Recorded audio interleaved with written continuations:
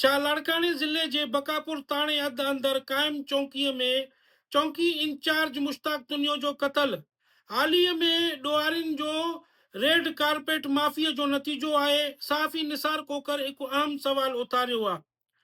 छा हाणे ॾोहारी बेलगाम थी विया आहिनि? छो त उन्हनि खे पक आहे असीं छा बि कयूं आख़िरकार रियासत असांखे माफ़ करे छॾींदो। असांजे वाट में कालीन विछाए असांजे माफ़ीअ जो ऐलान कंदो।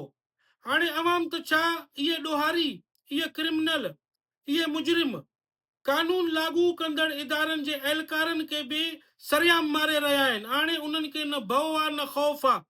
हाणे अवाम जो छा थींदो?